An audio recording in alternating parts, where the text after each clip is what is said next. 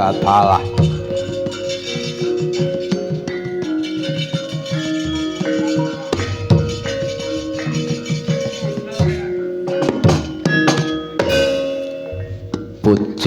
Bujleng iblis laknak lungguh padha jing-jingan.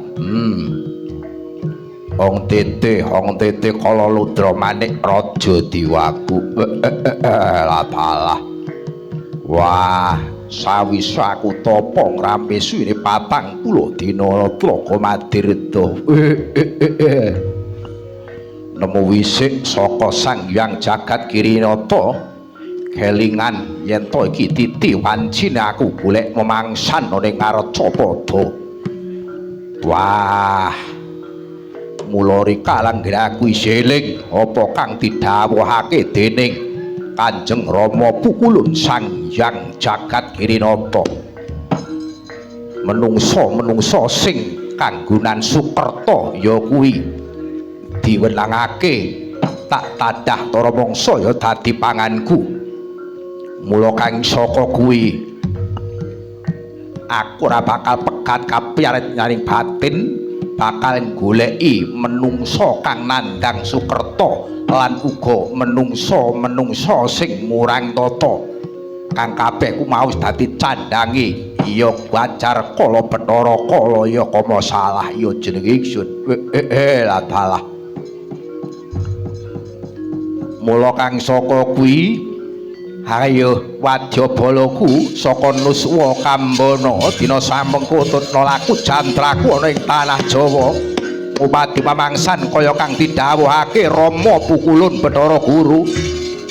Mligine para Pandhawa kuwi dadi mamangsaku mula dina samengko ayo awake dhewe jumujuk ana ing tanah Jawa upadi menungsa kang nandhang Sukerta.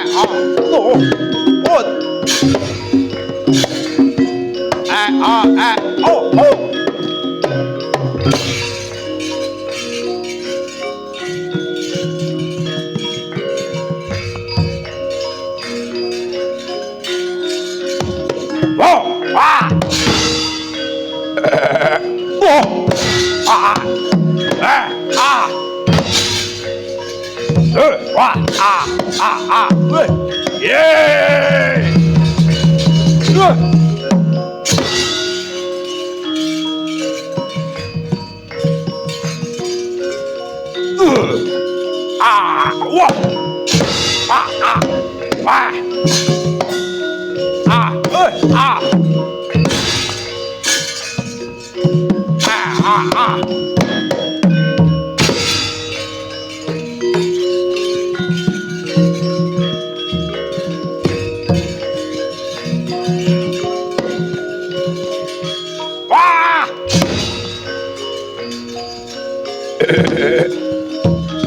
Wah, wah,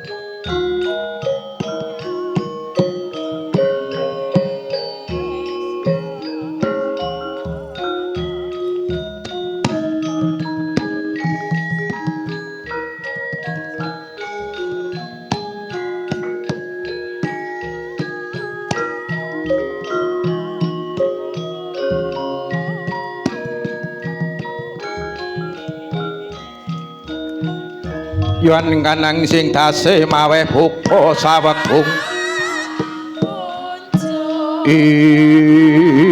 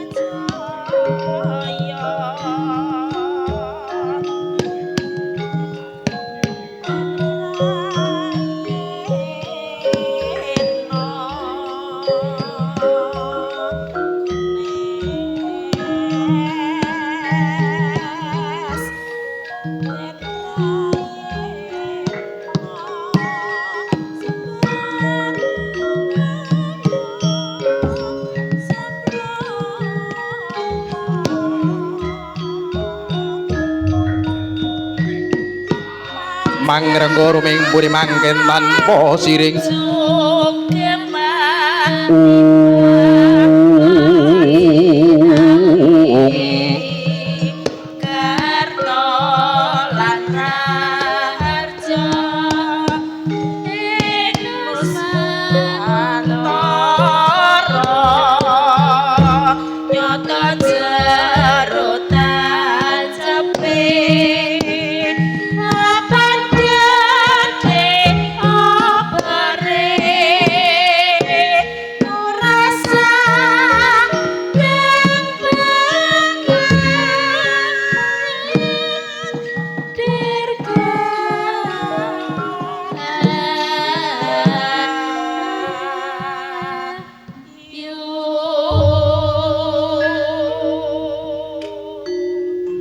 palogon lakuning lekas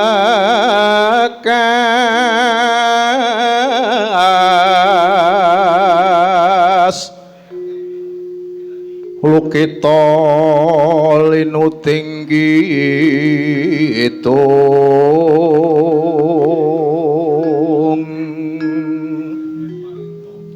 katung katereng hamomong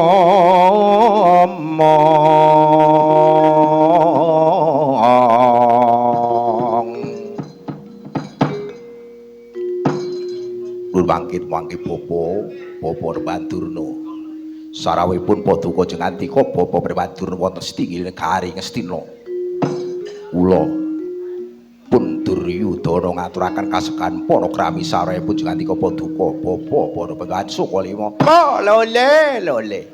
lole sama lantai mrit ganti putih majak kula hawallah alas-alas dadi krumbul dadi wana andeng-andeng ana mripat lek dicuplak dadi moloning lek dipandeng ora kuat nuwun inggih nger sira nama Prabu Duryudana sampun paring kasegan para dumateng kula pun pendhita ing Sukalima nggih pun dahyang dana kula tampi kanthi syukur penggalih mugi antados pakuyawan kula mangsuling pangantika puja angsa katura wonten ngarsanipun Jeng Padukendra Duryudana wawantu-wantu sinuwun inggih Kurawalan anggen kula nampi mugi antadosna bagya kayuwanan kula saengga miwahana cahya murcahya katuran lenggah kepareng nggih pun mboten kirang prayogi anggen kula lenggah mun dicepaki kursi sak kathahe kaya ngene kok ya suguhan nggih pun cumawis dados kula pun kantun milih kursi sing pundi ning kula nggih empan papan gek sanuke kursi ke tunggonku ya tak nggoni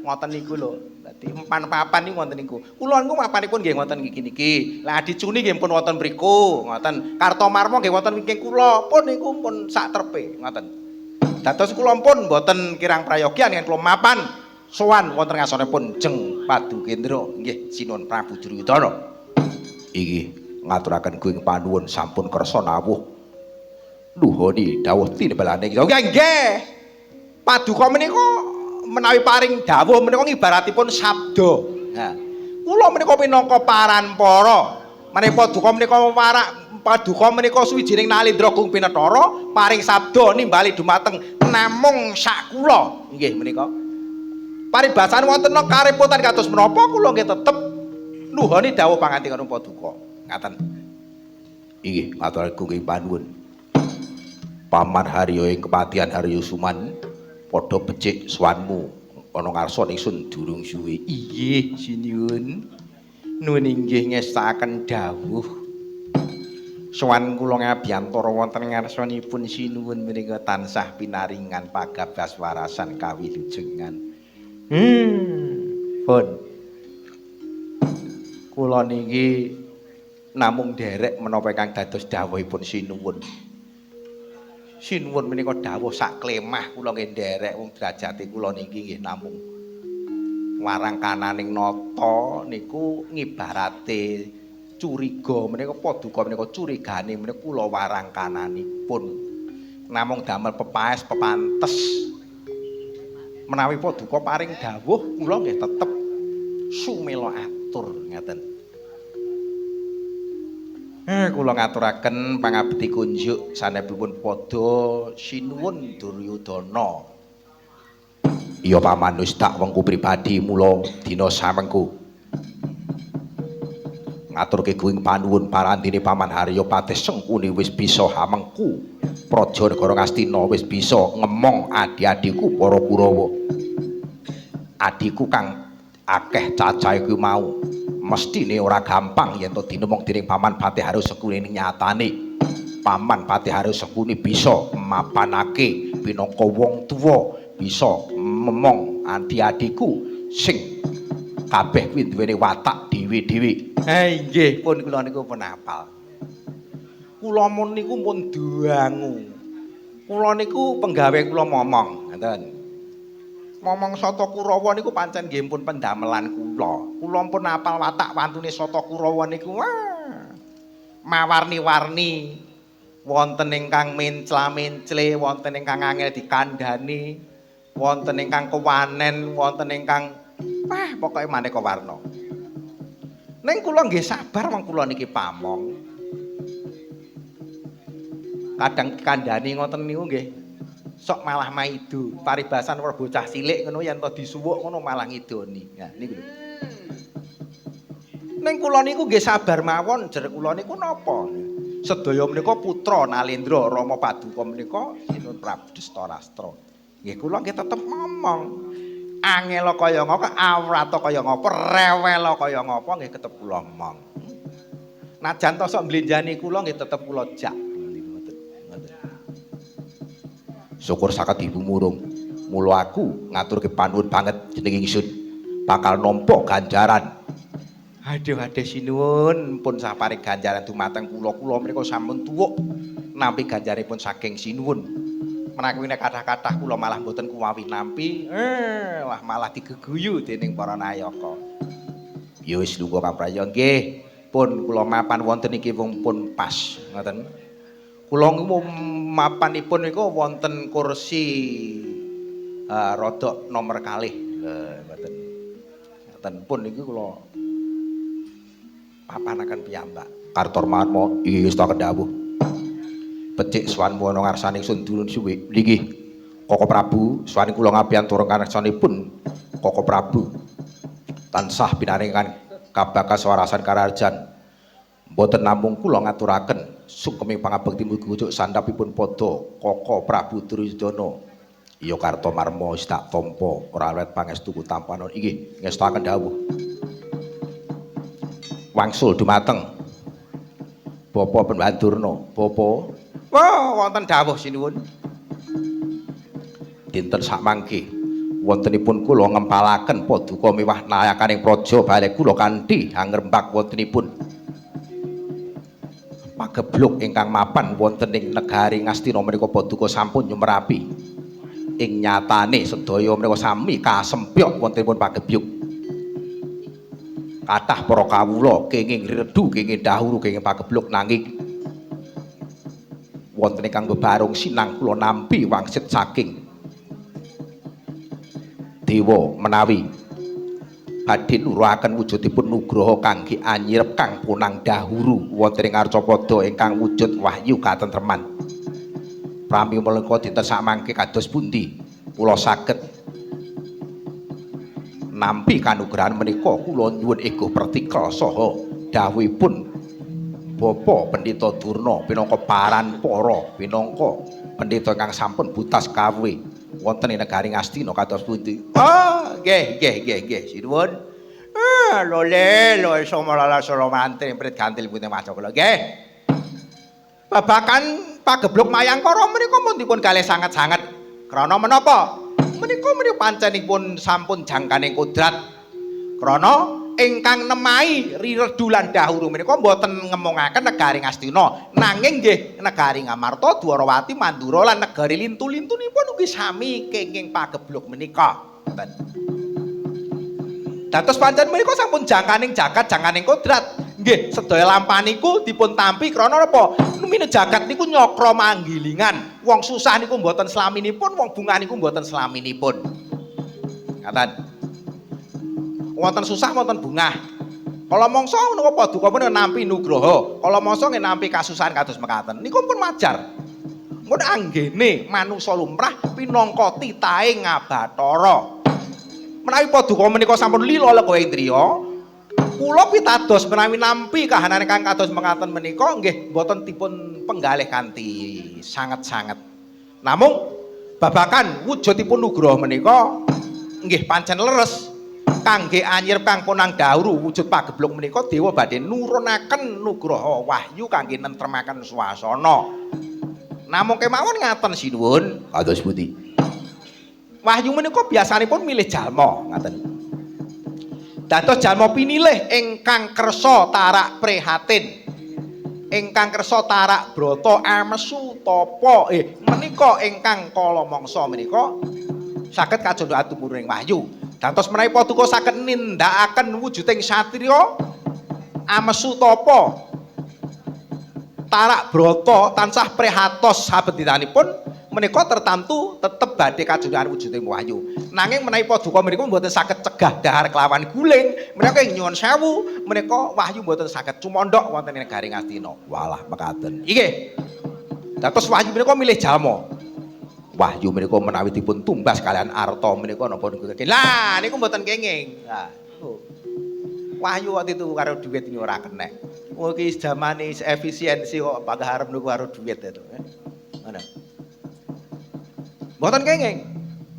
Pancen wahyu menika sampun kinudrat jalma ingkang badhe nampi wujudipun nugraha menika dipun pilih dening dewa. Dados samangke kangkah kula menika kados pundi. Nggih, ingkang kula aturaken kula monggo menawi paduka kersa nampi menapa yang dados atur kula paduka parikedah tarak brata prihatos parikedah sumeleh raosaipun ngertos to sumeleh ngoten. Mbalung suwal lho. Mbalung kathok. Tertamtu kula percados menawi nugraha menika badhe cumondhok wonten negari Ngastina. Kagiat trisangka pirangu rinangkul kinempit kampit duh sang retnaning bawana ing dereng rampung pangandikanira Sina Prabu Duryudana miwah pendhita ing Sukalima Dahyang Durna kasarupraptanipun pendhita enggal ingkang minggah dhateng Sitinggil Binatura repepeh pindha sata manggih krama.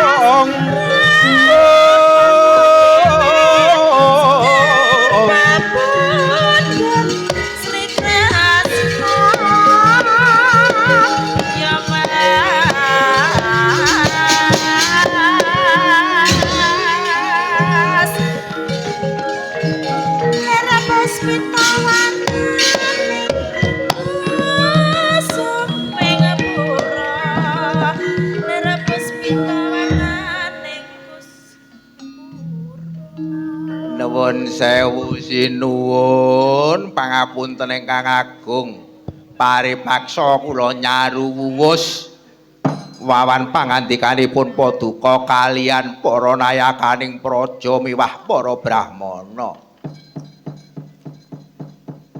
Menawi lepat diagung pangaksama kula sowan tanpa katimbalan sinuwun. Inggih boten dados menapa nitik saking ageman paduka. Paduka menika Resi Begawan. Inggih.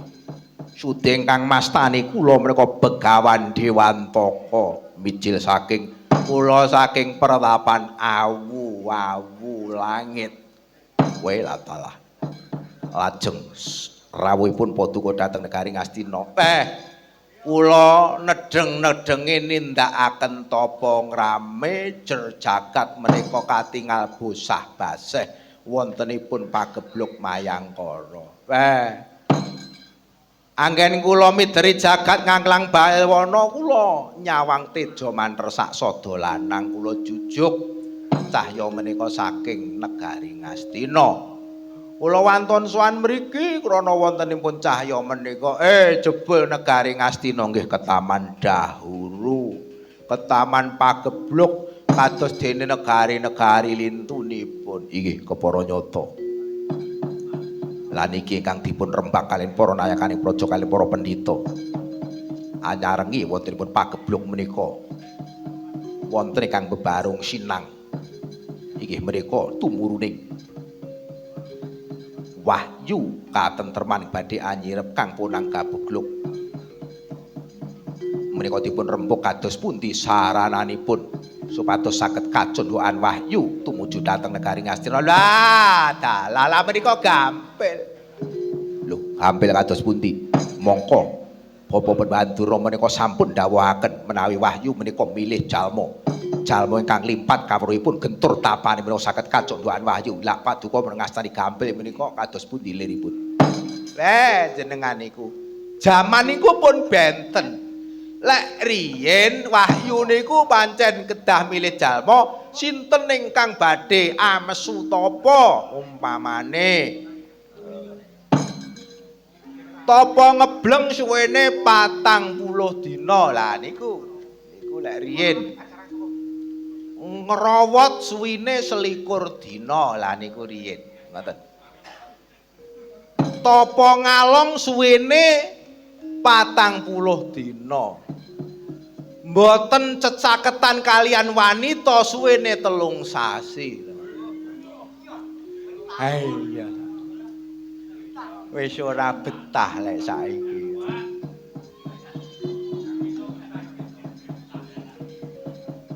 Lajeng menawi samangke kados pundi? Wah, wahyu menika saged cumandhak wonten negari Ngastina menika mboten kanthi tarak brata ning cukup dipun sarati cekap dipun tumbali.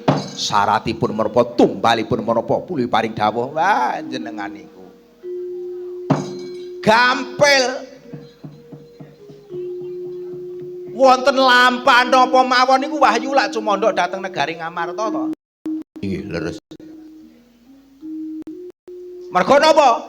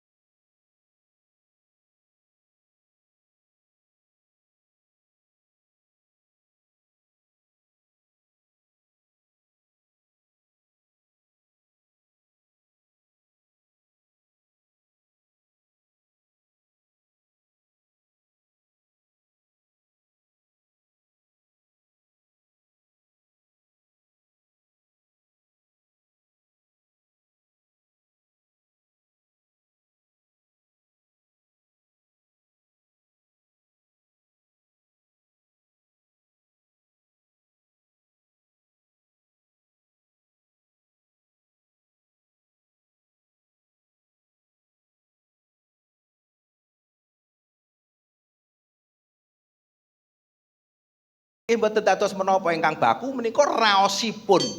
Ngoten. Mboten kok perkara mewah niku mboten, ning raosipun. Nyatane kula niki wonten mriki nggih sampun ping 12. Ah nggih. Kula pitados panjenengan ning Paduka menika kados pundi mboten gampil mboyong Semar Merjaya. Adi-adi kula Pandhawa. Wah. Mang pasrane kalian kula. Panjenengan saguh merjaya panempa pun kula sagah menawi Paduka menika saguh merjaya Pandhawa mboyong Semar dhateng Ngastina badhe kula sengkakaken aluhur pendhita wonten ing negari Ngastina badhe kula dadosaken paran para nggih pun kula sagah dinten samangke menika sampun pikantuk palilah saking Paduka Sina Prabu Duryudana kula tak bidal ngupadi papan dununge Pandhawa badhe kula damel tumbal wonten negari Ngastina Semar badhe kula boyong mriki supados wayu saged cumandha wonten negari Ngastina nggih dinten sakmangke kula sampun saruduk kasumanggahaken patinipun Pandhawa kula pasrahaken dumateng Paduka nggih kula sagah jenengan ngersakaken DP mboten sadi DP kula niki pun siap ya siap.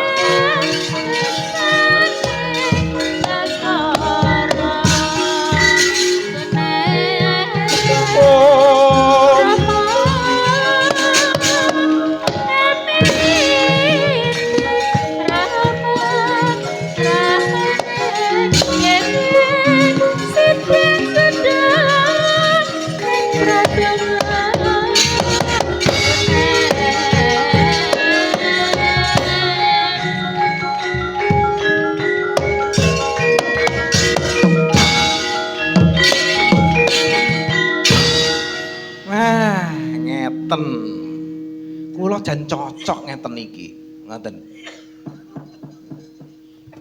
menawi tembung ingkang sakmangke niki sambil menyelam minum susu lah kok susu lah sami toyanipun kok bedane bening kalih pethak ngoten liri kepiye paman lah menawi Pandhawa menika sirna tegesipun Paduka menika saged nyingkiraken satru mungging cangklakan ngoten. Keliliping wong Astina menika nggih namung Pandhawa menika dados mboten wonten ing benjang perang Bratayuda Jawa Binangun merga Pandhawa wis modar ngoten.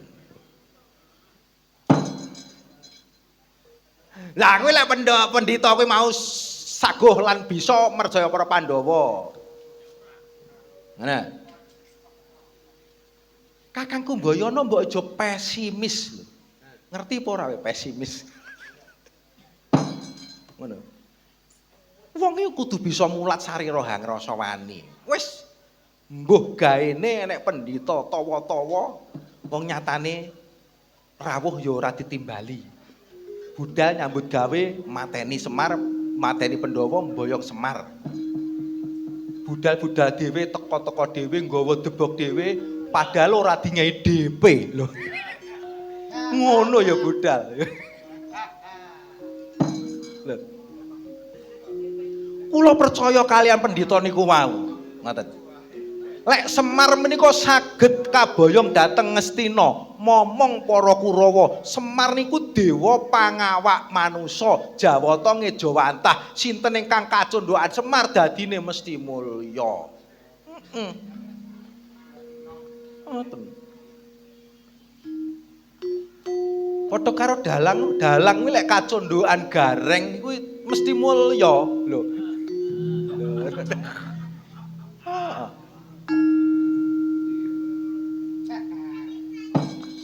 Semar niku pamonging jagat raya, pamonging tanah Jawi menawi saged mboyong dhateng negari Ngastina. Kula pitados menawi negari Ngastina menika saged kuncara ing ngawiyat.